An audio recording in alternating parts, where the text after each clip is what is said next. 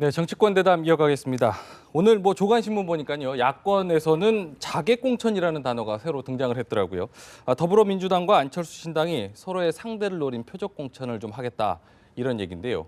좀 어떻게 좀 보셨나요? 그 중요한 지점인 게 이제 시선이 안철수 의원의 시선이 총선에 가 있는지 대선에 가 있는지 시선이 어떤 지점이 어디냐에 따라서 이제 총선 전략이 달라질 수 있는 것인데 지금까지 봤을 때 안철수 의원이 이 시선은 분명히 대선에 가 있다. 그러니까 네네.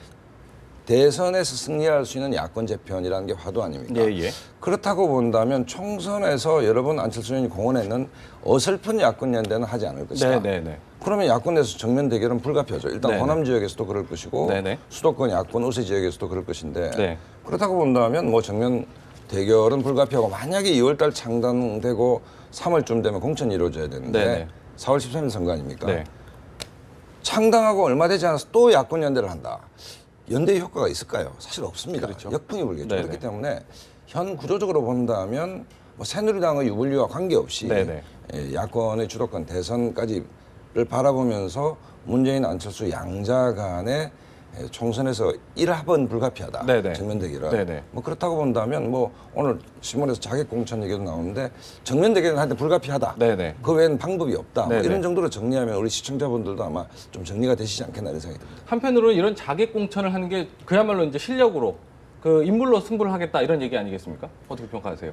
인물 영입 경쟁도 있을 거고요. 그러니까 야권의 주도권을 누가 갖느냐, 그러니까 누가 제1야당이 될 것이냐, 이게 굉장히 중요한 문제고요. 지금 그 더불어민주당이 이렇게 그 분화가 될 수밖에 없는 게요. 친노 다수파가 절대 당권을 놓지 않고 공천권을 좌지우지하겠다 이런 것 때문이거든요. 만약에 그들이 다수파로 계속 야권 전체를 지배하는 상황이 된다면 야당은 할 수 있는데 집권할 수 있는 길이 불가능한 상황이 됩니다. 왜냐하면 중도 외연 확장이 불가능한 그런 구조로 가기 때문에 왜 강조점이 아무래도 투쟁성이나 운동권 체질 뭐 이런 것들이 강화되는 상황이 될 거기 때문에 안 될 거 아니겠습니까? 그러면 중도 외연 확장이 가능한 중도 개혁주의를 주장하는 정당이 제1야당이 되려면 어떻게 하겠습니까? 친노 다수파의 핵심 고리들은 진입을 못하게 해야 될 거 아니겠습니까? 그 지역에 맞추면 자객을 보내든 표적을 보내든 보내겠다는 거 아니겠습니까? 그러니까 분명하게 이제 어쨌든 선거에 어떤 목표를 정했다 이렇게 보게 되는데 김태우 변호사님 보면은 안철수 의원이 이런 자신감 때문에 그런지 뭐 안철수 의원 쪽에서 보면은 기호 2번까지 노리겠다 뭐 이런 얘기까지 나오고 있어요. 거기에 대해서는 어떻게 좀 전망을 좀 하세요? 평가를 하시고. 뭐 목표는 높게 잡아야죠. 새누리당 김무성 대표도 180석 목표를 잡았고 그다음에 아무래도 문재인 더불어민주당 대표는 뭐 제1당을 목표로 삼을 거고 그다음에 당연히 안철수 신당을 추진하고 있는 안철수 의원 입장에서는 제1야당 기호 2번 노려야 되지 않겠습니까? 근데 이제 기호 2번을 하기 위해서는 일단 원내교섭단체를 먼저 소환하고 그다음에 어떤 원내교섭단체 이상의 현역 의원들의 탈당을 해서 어떻게 보면 총선 들어가기 전에 현역 의원 숫자가 더 많아야 되는데 총선 이후에 어떤 제1야당이 될 가능성은 좀 뭐 지켜봐야 되겠으나 현실적으로 교섭단체 이상으로 교섭단체 그 이상을 넘어서 이번 총선에서 기호 2번 잡기는 쉽지는 않을 것 같아요. 왜냐하면 지금 그 새정치민주연합의 당내 개파를 보시면 친노, 범친노 숫자가 월등한 건 사실입니다. 그리고 사실은 범친노 중에서도 문재인이나 친노 직계 외에 어떤 수도권 중진 의원들 중에서 탈당을 관망하는 분들이 꽤 많거든요. 사실 호남 의원들 그리고 수도권 비주류 중에서 김한길 의원들 지금 흔들리고 있는 그분들의 탈당한다 하더라도 숫자가 많으면 30에서 40명 정도거든요. 그렇다고 보면 현실적으로 기호 2번을 가지고 총선판에 들어가는 건 쉽지 않을 겁니다. 근데 다만 안철수 신당이 새 인물을 영입하고 본인의 어떤 구체적인 담론들, 즉 그릇만이 아니라 그릇에 있는 내용들을 채워가서 총선판에서 한번 강하게 붙게 되면 총선 이후에 제1야당이 될 가능성은 상존하고 있으나 총선 전에 기호 2번을 차지하는 것은 그것은 쉽지 않을 것 같아요. 좀 가능성도 있죠. 어떤 면에서 왜 가능성이 있냐면 이게 저는 이제 1995년도 새정치국민회의의 시즌2라고 자꾸 이제 그 방송에서 얘기하는데요. 몇 가지 전제 조건이 있습니다. 안철수 의원이 탈당했을 때 차차성의 태풍이고 별로 뭐 후폭풍이 없을 것이다 이런 의견들이 상당히 있었는데 그게 아닌 게 지금 증명된 게 벌써 무소속만 11명입니다. 11명이고 여기에서 김한길 계보 의원들이 상당수가 나오게 되면 원내교섭단체는 무난히 될 거라고 보고요. 그다음에 2단계로 거론되는 사람이 이제 박영선, 그다음에 김부겸 전 의원 이런 중도파 의원들이 움직이기 시작하는 상황 거기에다가 그 상징적으로 호남 민심을 상징할 수 있다고 하는 동교동계가 집단 탈당을 하는 이런 상황이 2단계로 보이고요. 3단계로 가면 총선 이제 직전이 되겠습니다만 이때가 되면 강진에 있는 손학규 전 대표가 움직일 가능성이 있습니다. 보시는 거군요. 이런 상황까지 가서 완성된다면 결국은 총선 직전에 기호 2번이 될 가능성도 있다. 왜냐하면 호남 민심이 확정이 되고 그 호남 민심이 북상을 해서 수도권 민심을 좌지우지하는 상황이 된다면 정말 친노 중에서도 친문만 남고 그다음에 운동권 강경 운동권 그 의원들만 남고 나머지는 상당히 나올 개연성이 있습니다. 이런 상황이 되면 2번이 될 수도 있는데 우리 김태현 변호사 얘기처럼 그게 되기가 쉽지는 않을 겁니다. 왜냐하면 이것을 이렇게 큰 집을 지을 수 있는 리더십이 필요하거든요. 그래서 지금 안철수 의원이 보다 크게 품을 넓게 갖고 개인 안철수 개인당이라는 얘기를 하지 말자. 그래서 당명도 빨리 뭐 만들자. 뭐 이런 그 초심이 있었는데 이 초심을 끝까지 유지하고 넓게 펼친다면 기호 2번도 하지 말라는 부분은 없다. 그러니까 뭐 이런 자신감 때문에 그런지 모르겠는데 황 교수님 이게 안철수 의원이 어제 이제 그 이호 여사 새해 인사를 갔는데 뭐 이 얘기가 많더라고요. 첫날 찾아왔던 문재인 대표하고는 좀 분위기가 사뭇 달랐다 이런 얘기를 하더라고요. 이런 그 분위기를 감지해서 이런 전망도 가능한 거 아닐까 이런 생각도 들어요. 뭐 이미 뭐 이번에 이호 여사를 방문하기 전에도요. 이미 이제 흐름이 그쪽으로 가고 있다라는 거는 뭐 다들 읽을 수 있는 것이었고요. 그다음에 이제 문 대표와 이제 안전 대표가 이호 여사 방문했을 때 그 만남의 시간과 그렇죠. 그다음에 뭐가 차를 대접했느냐, 대접 안 했느냐 이런 것들이 지금 이제 호남의 민심, 더 나아가서 이제 동교동계의 어떤 흐름이 어느 쪽으로 가고 있는가를 너무나 극명하게 보여주고 있는 것이라고 볼 수가 있는데 사실 그럼에도 불구하고 이제 아직까지는요, 이제 너무 초반이기 때문에. 이제 뭐 공천이나 이런 것도 제대로 이루어지지 않았고요. 뭐 안철수 신당이 뭐 제2 기호 2번이 될 것인가 뭐 이건 절대 이제 알 수가 없고 우리가 이제 섣불리 이렇게 단정하기는 좀 어려운 문제인 것 같고요. 또 앞서도 얘기했던 뭐 이렇게 자객 공천이다 이런 말들이 나오고 있는데 이제 이 표현을 과연 이제 그 각 당의 이제 대표들이 한 말인지 아니면 언론사에서 이제 제목으로 뽑은 건지는 잘 모르겠지만 상당히 위험한 사고 방식인 것 같습니다. 이게 인기 투표를 하자는 거거든요. 그러니까 어떤 정책적인 능력이나 국회의원으로서 나중에 어떻게 이제 국민에게 봉사할 수 있는가 이런 걸 보는 게 아니라 누가 나왔으니까 그러면 얘를 죽일 만한 누구를 넣어야지 이렇게 하다 보면 서로 사생결단을 하는 꼴이 되고요. 그래서 서로 그러니까 어떻게 보면 마지막에는 정말 상처뿐인 영광. 그래서 별로 이기긴 이겼으나 별로 이렇게 득이 없는 이런 결과를 가지고 올 수 있기 때문에 너무 이렇게 당파 싸움 양상으로 가는 것은 바람직하지 않겠죠. 그렇게도 보시는 거군요. 그 안철수 의원 그 이호 여사 예방했던 분위기에 대해서는 혹시 어떻게 평가를 좀 하셨나요? 아니 뭐 호남 민심이 그 정치 현실론적 측면에서 봤을 때 야권은 뭐 이런 뭐 친노 급진 좌파 세력들이 한 10% 15%, 또 호남이 한 10에서 15% 있는 건데 양 기둥이 있는 것이고.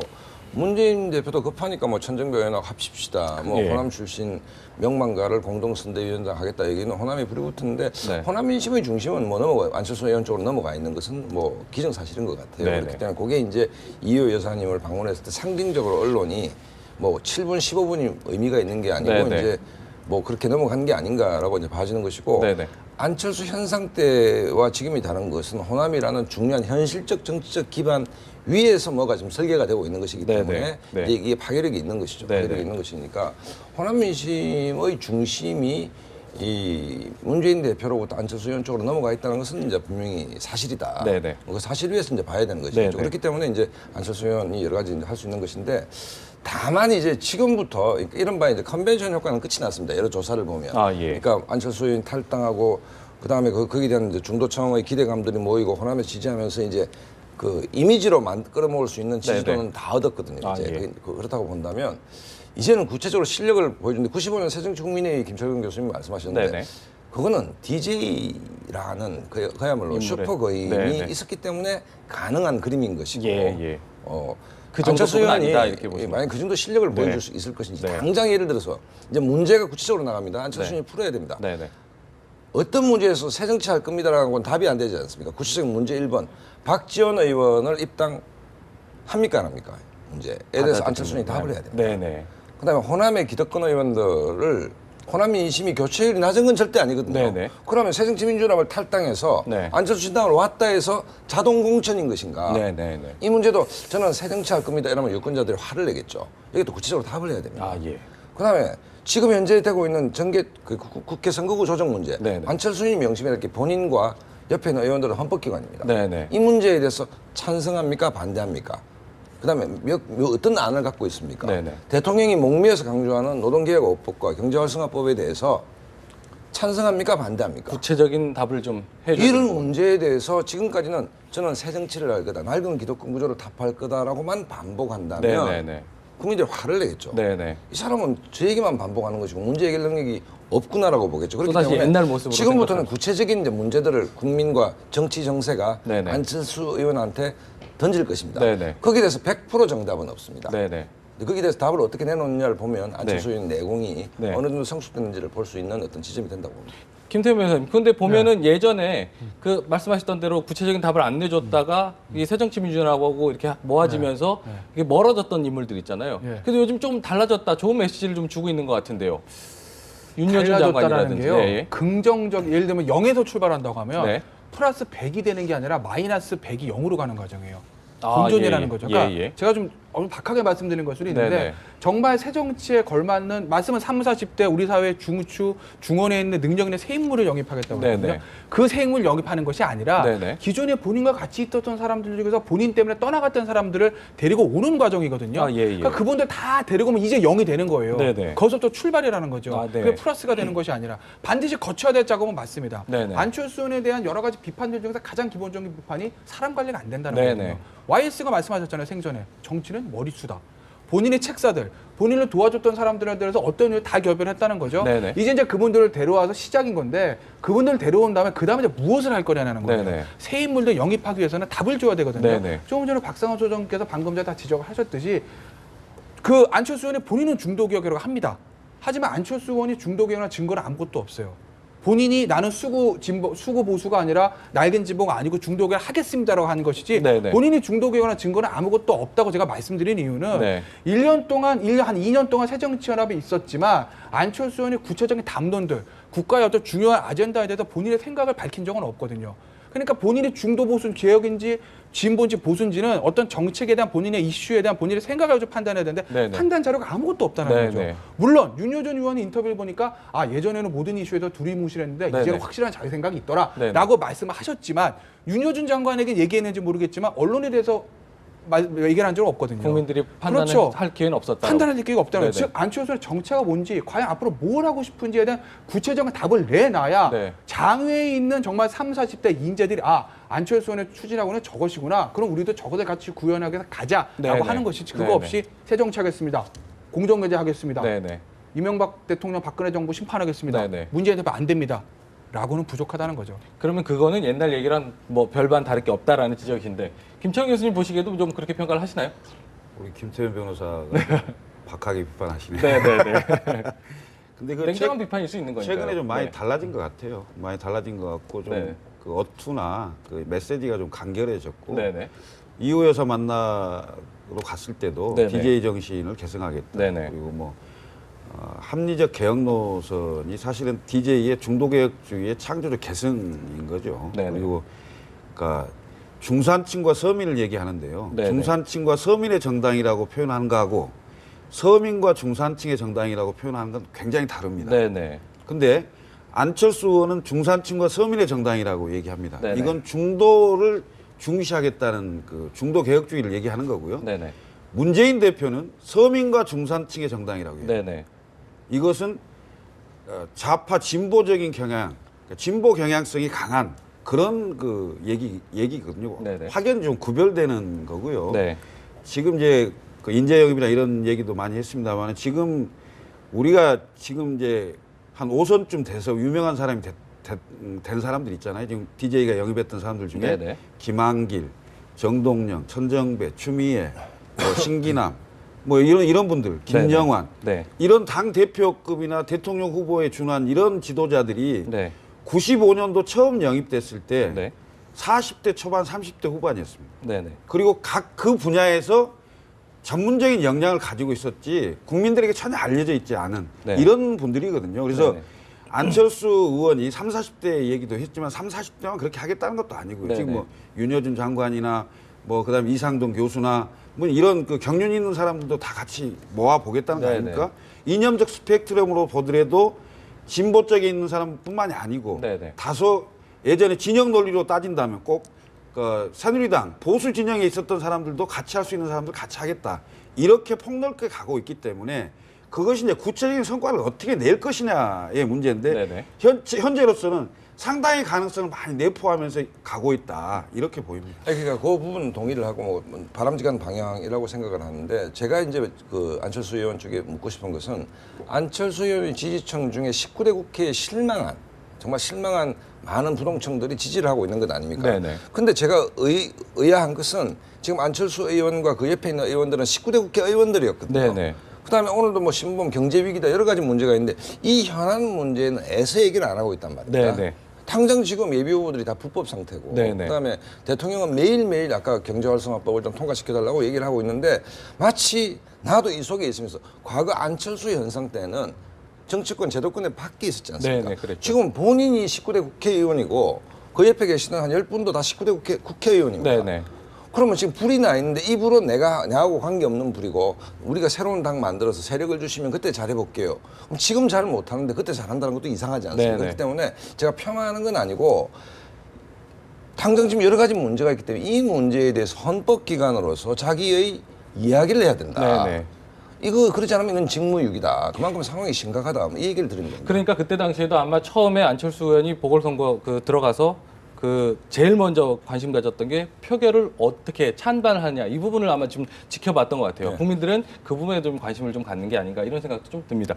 마지막으로 한 가지 좀 짧게 좀 여쭤볼게요. 지난달 뭐 새누리당 박대동 의원에 이어서 또 국회의원 갑질 얘기 또 나오고 있습니다. 지금 뭐 안 그래도 좀 뭐 제대로 경쟁해도 시원찮을 판에 이목희 의원이 또 갑질 논란이 나오고 있습니다. 이것도 근데 그 이목희 의원뿐만 아니라요. 여야 막론하고 국회의원들이 이런 갑질 논란이라 약간의 완전 불법이 아니라 편법적인 얘기를 했을 때 나오는 메시지가 두 개입니다.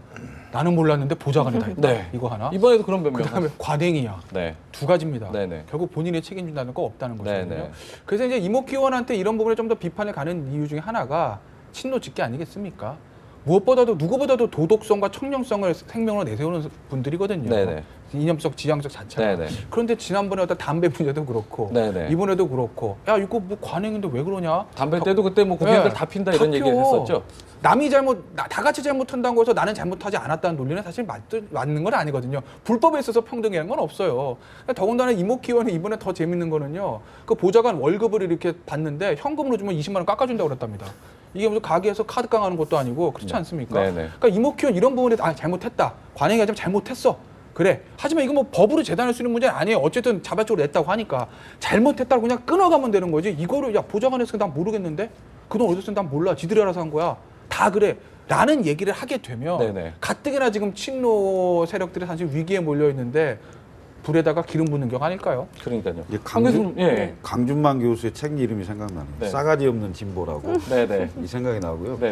그 국회의원들 보좌관들 있잖아요. 이게 간단하게 말씀, 저도 보좌관 출신이기 때문에 잘 압니다만은 과거의 관행을 끊어야 돼요. 지금 현재 19대 국회의원 중에 지역구에 보좌관, 비서관, 비서의 TO를 내려보낸 사람들 있잖아요. 전부 커밍아웃하고 그 보좌관, 비서관, 비서한테 제대로 월급을 주는지 직책만 주고 그 월급을 가지고 지역구 사무실을 운영하고 있지 않는지 한 다수가 이 비슷한 케이스에 다 걸린다고 봅니다. 다 빨리들 자수하길 바랍니다. 황 교수님 보시기에도 참 답답해 보이지 않습니까? 이런 답답하다기보다는 굉장히 놀랍죠. 왜냐면은 이런 일이 있을 때 정말 잘못했습니다라고 다시는 안 그러겠습니다라고 해야 되는데 관행이다라고 말을 하는 거 보니까 정말 이게 정말 관행인가 봐요. 그래서 놀라움을 금치 못한 상황이고 보면 이제 이 사건을 보면은 뭐 6급이었는데 5급 대우를 해줬으니까 그 남은 차액을 내라. 그러니까 이게 윤리적인 문제가 아니라 법적인 문제에 해당하지 않을까. 이거 명백한 어떤 권력을 이용한 이용해서 돈을 이렇게 뜯어내는 그야말로 갑질이죠. 네네네. 그런 차원이 아닐까 싶어서 이 문제를 지금 이렇게 몇 번 일어났잖아요. 그러니까 몇 번 이런 일들이 발생됐으니까 좀 어떤 정말 법을 제정하거나 해서 다시는 이런 일이 좀 없도록 해야 되겠죠. 그러니까요. 지난번에 뭐 박상원 선생님께서도 말씀하셨지만 과거에는 아름다운 관행이었지만 돈 없는 야권에서 했던 관행이었지만 지금은 척결해야 될 부분이다. 다시 한번 좀 기억을 좀 했으면 좋겠습니다. 그 차이는 과거에는 아름다운 관행이었던 시절에는 국회의원이 그랬던 게 아니고 보좌관들끼리 보좌관들끼리 했다고 이제 뭐 협의해서 이제 김태현 변호사 어려우니까 뭐 이렇게 하자 뭐 이런 거였지만 이건 좀 경우가 전혀 다르죠. 경우가 다른 얘기죠. 알겠습니다. 오늘 대담은 뭐 여기까지 마무리를 해야 될 것 같습니다. 지금까지 박상원 소장, 김철근 교수, 김태현 변호사, 황유선 교수와 함께 얘기 나눠봤습니다. 오늘 말씀 고맙습니다.